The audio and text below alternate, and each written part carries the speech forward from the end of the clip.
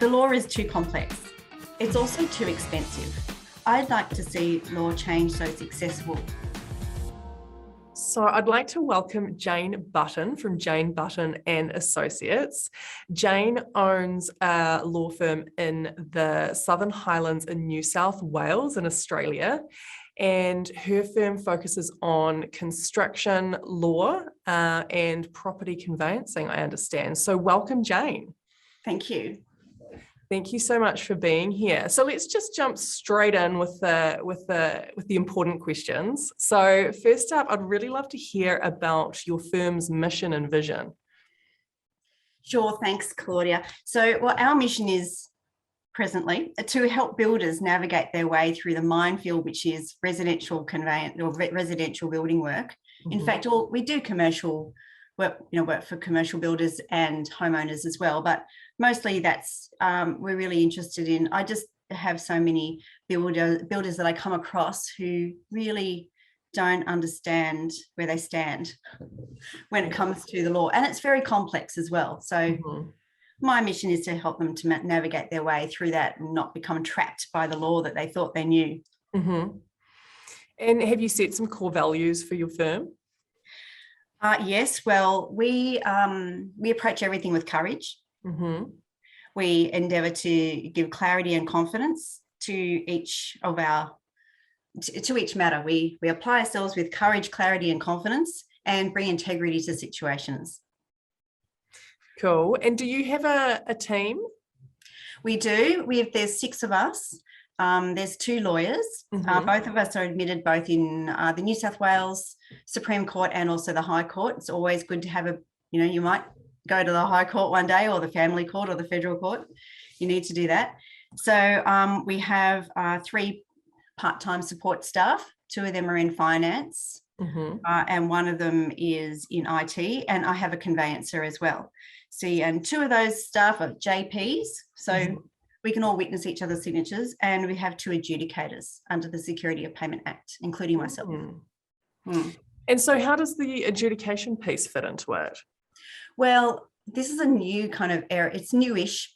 It's been around for 20 years, but it's new in the residential area of law, residential building work area of law. So, and I've been an adjudicator for 19 years now, which is a long time. And I've been there since the beginning, if you like. And New South Wales was the first state that took up that legislation. So then Victoria, and then the other states. But so it's specific to construction law. When I did law, you didn't study construction law. You had to learn that somewhere. So I think you can actually study construction law now at Sydney Uni, but and maybe in Melbourne Uni, but really it's a specialist qualification. I seem to recall them bringing it in when I was at uni as a paper that just as a paper you could do rather than a sort of a specialty. And so how did you get into it? Did you work for somebody who was into it, or how did you get into it? Oh, really great question. I started when I had to move because of the recession we had to have from Victoria to New South Wales and start my whole life again. And I got a job. Where was that? Melbourne. I worked in. How long ago? When was it? Well, 20. How old are my children? Yeah. Probably in 26, 29, 28 years ago, something like that. Yeah. A long time ago. I hadn't even started studying law yet. Yeah. And I got a job with one of the very large law firms in Sydney. And I was put straight into the construction group. And from there, I went right around the whole firm and did lots of things, started studying law, became a paralegal, worked in lots of practice groups. But then it was really amazing. They made an offer to me to become an associate. Now, I don't know anyone else who'd actually become an associate in that large law firm without even having to. I hadn't even finished my law degree yet. Really? That is interesting. I don't even know my last subjects yet. So I said, you do know I haven't finished my law degree yet. And they said, yeah, we know that. So I kept it quiet for about a year until I finished uni, and then I finished my College of Law, and then I became a lawyer. And then they gave me they said you can go into the banking and finance group or construction. And I thought, well, construction law is really buoyant. I'd been watching the practice groups, and I thought construction law, in good times people are writing contracts, in bad times they're litigating. So I want to do that. I want to do something that doesn't have too many peaks and troughs. Yeah. So I did that, and then I loved it so much, and I got into adjudication. I met someone who was studying with me, who was at the Institute of Arbitrators and Mediators, and he said, join us. We want people like you. And so he said, we actually don't prefer lawyers to be adjudicators. We prefer normal people like engineers and architects, but it's good to have a law degree. And unfortunately, in the adjudication space, it's become very litigious. And I don't know how builders, back to my mission, how do builders understand that? It's too complicated. Yes. It was never meant to be complicated. It was meant to be, let's just get paid. Let's have legislation that helps people get paid. But no, now it's delay damages and liquidated damages and retentions and all sorts of things that are buzzwords that you wouldn't understand maybe if you didn't know the area, but very complicated, far too complicated. Anyway, so the opportunity came up to become an adjudicator in New South Wales, and then I became an adjudicator in Queensland as well. And I'm actually mentioned in the Victorian Hansard. Nice. For an introduction of their law. So that was good. So that's how I got into it. And so, so your team is obviously growing. Yes. So tell me a bit about, so I understand the makeup of your team. So can you tell me a bit about like how you sort of lead them and how you motivate and inspire them? How do you go about that? Oh gosh, I think I pick people really carefully. So there's like key. All of them have a great degree of get up and go. Yeah. A great deal of initiative. Batteries included, I call that. Batteries included. They do. They all do. And you know what's really great is each of them has a specialization that they're good at, which I'm not necessarily all that good at. Like I've got a millennial. Ask her something about tech, she's into it. She, she'll set me up on how to do, digital payments when I'm out of the office, and it's like, Jane, don't you know? And I've got some very solid financial people. One of them ran her own business for a while, and she's just really into it. But she's, as I said, she's batteries all included. I have a business coach. She's quite central to my business. And I actually resisted getting a business coach, and she kept telling me for about 2 years, Jane, you need me. And I'm like, oh, okay, all right. So I got her, I engaged her. It's just me and her to start with. And she helped me create a vision for the future. And we were going to be the firm. We were going to be the law firm that won the unwinnable cases. Yeah. And we did win some unwinnable cases. I won one against a bank. Nice. David and Goliath. Yes.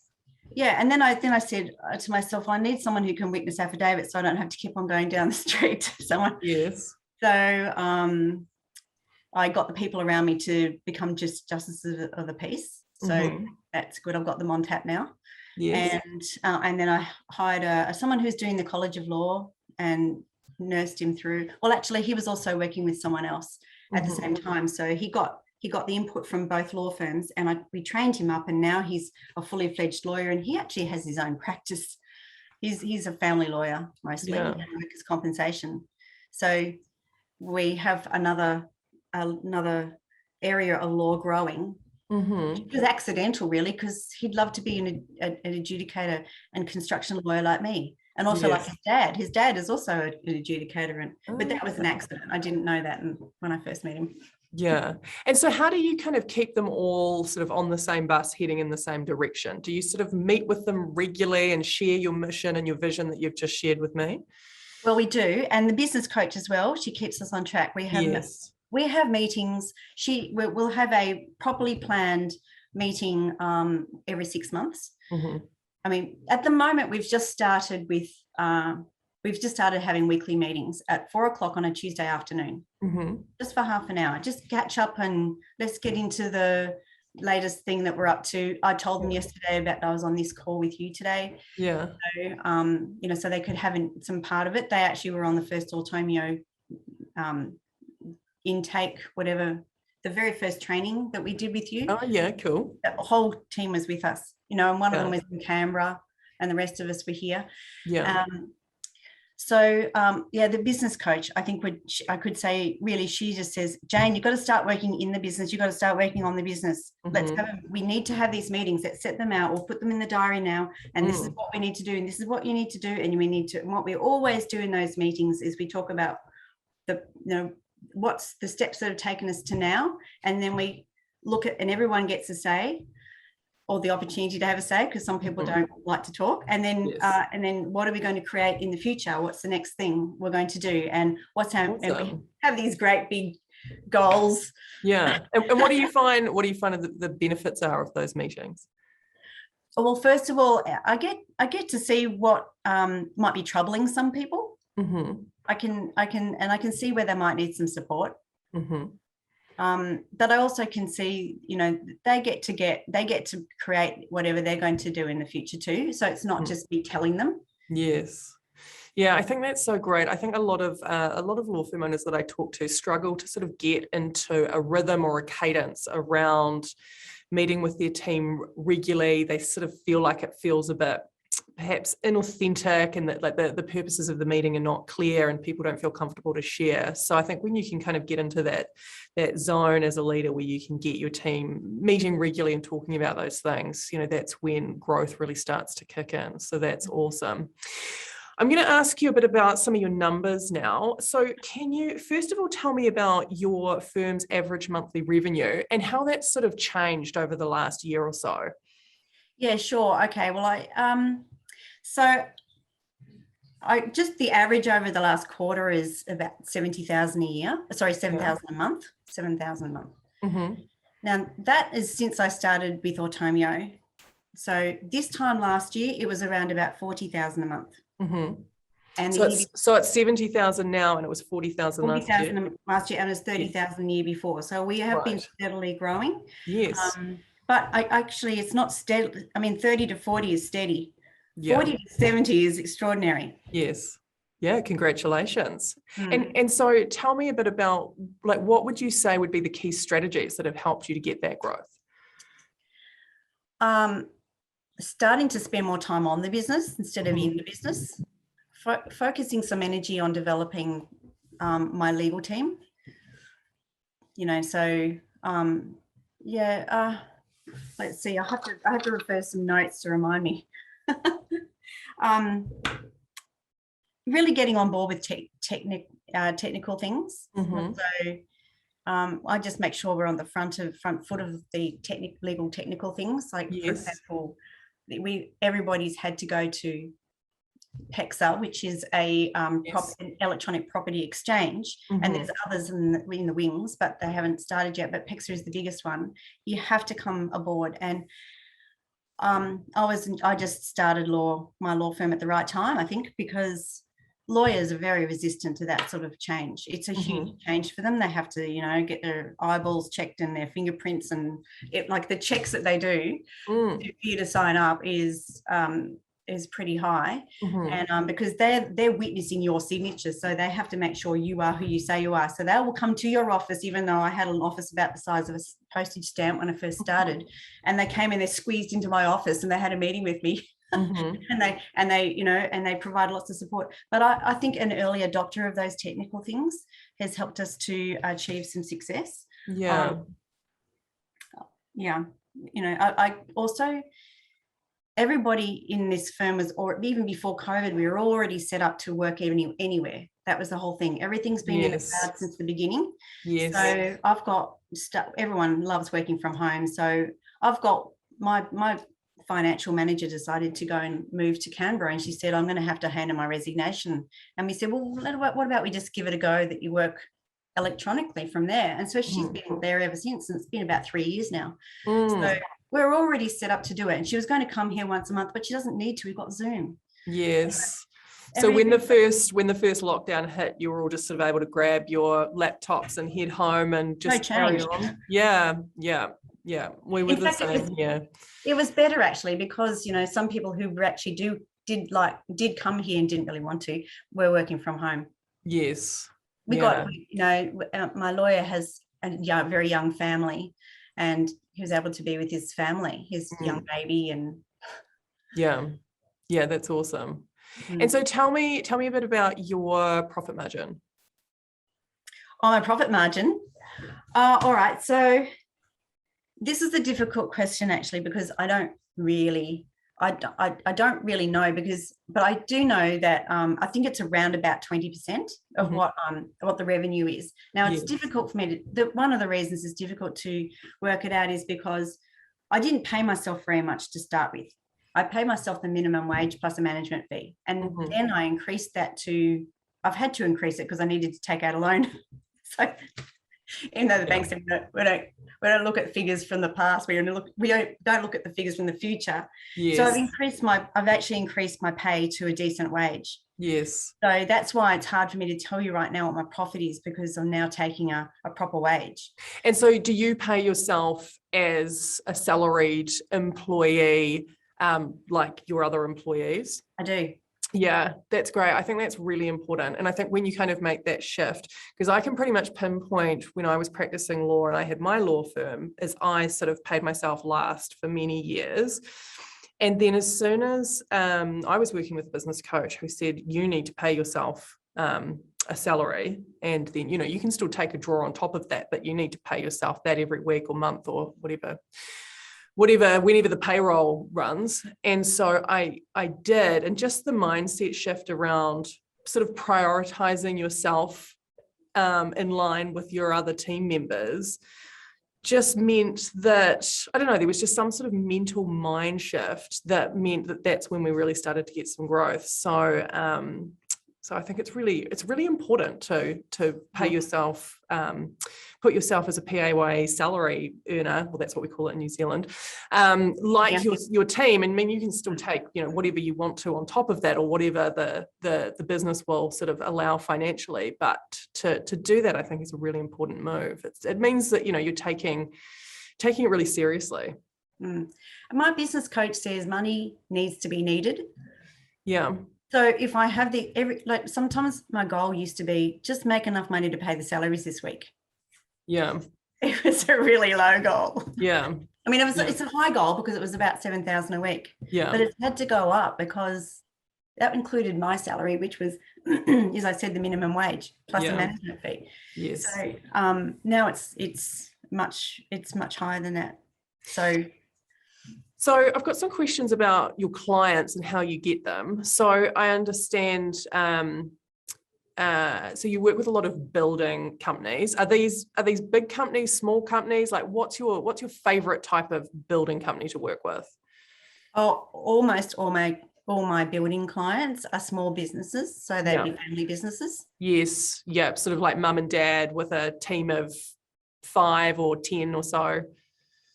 That's sort of I don't even know what size their teams are, but it could be 2 brothers working together, or 2 best mates working together. Yeah. Or husband and wife. That's quite a common structure. And usually the wife does the books for nothing, and then the husband's doing, and that's my normal size building client. And remember, I'm talking about the residential building space. So I have done work for the big commercial builders, but right now my focus is on these residential builders because they're suffering. Yeah.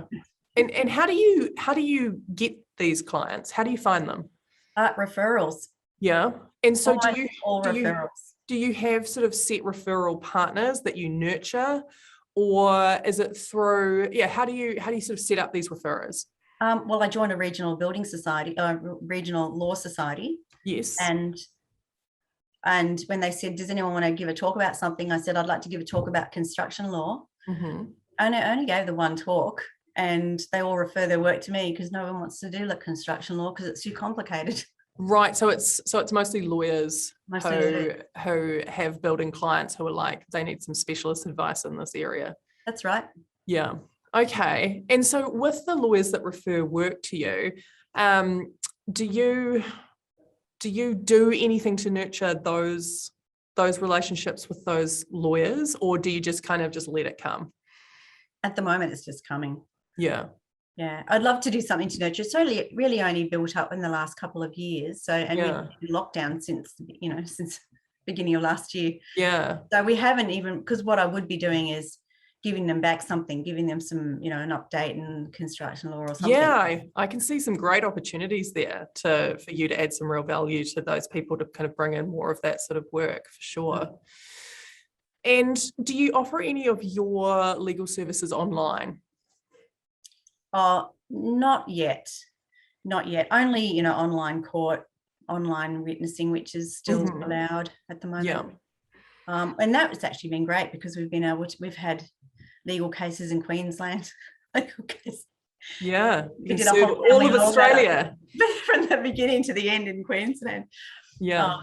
We've done a few conveyances in Victoria and other places, which has been fantastic because couldn't do that before, really. Well, that's what I just love so much about online legal services at my firm, was that instead of just being limited to New Plymouth, which is a small city of, I don't actually know how big, 60, 70,000 people, I was, suddenly New Zealand of 5 million people that I could, it just opens it up. So it means that, you can work with people all over the place doing all sorts of interesting things. So yeah, I get that.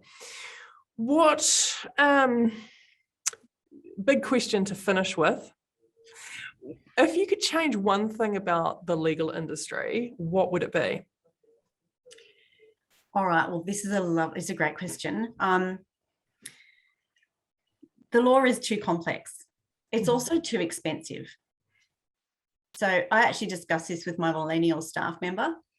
She said to me, she said, law's all about the people who have the money win the case. So the people who have the deepest pockets will win the case.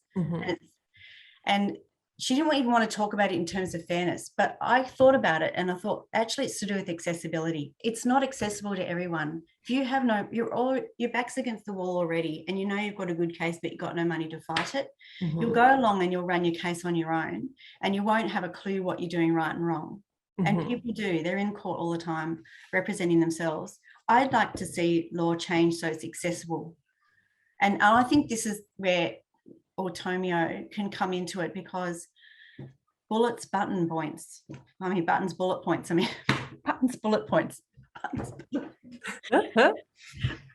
People need to have somewhere to go when their back's against the wall and they don't have the funds to hire a lawyer at the $700 rate or $800,000 rate, which is what seems to be the going rate. I'm less than that, but it has to be accessible and simpler. It's too complex. I'm talking about construction. So you see the online space being sort of the I guess the opportunity to make it more accessible. I think so. I know that the government, the authorities are trying to make it simpler because they do have checklists, but the language is still too complicated. They need the intermediary, someone to explain it. Yeah, they need some copywriters. Right. But it might take the legal meaning out. Remember that a lot of words charged with legal meaning. Absolutely. So they need the person in the middle to actually interpret. And I see that's, if I could change something about the law, I'd simplify it, as you said, copyright it, and make it accessible. Yeah. And so is that sort of what you're working towards? Like, can you see sort of a place for yourself in that journey and that change? Yeah, I absolutely can. Yeah, I can see. I don't want to see people come to me and go, I've got no money and these people owe me 20,000 or 50,000 or 100,000. And how am I going to get that money? And I'll go, I'm too expensive for you. Yeah. And so what do? They just give up, or sometimes I help them anyway. Right. Yeah. But that affects my bottom line too, and that makes it difficult. Yeah. Of course. It affects you. It hits your cash flow. So it becomes difficult. Yeah. All right. Well, we better wrap up there, Jane, but thank you so much for jumping on and for meeting me with equally bright colours. And and congrats on your growth and success over the last year. Thank you. All right.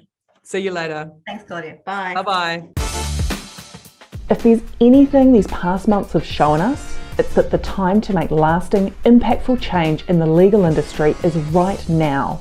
So I want to challenge you to shake things up and create change today. If you enjoyed this video, please subscribe to our YouTube channel and share this video with your lawyer friends. See you next week.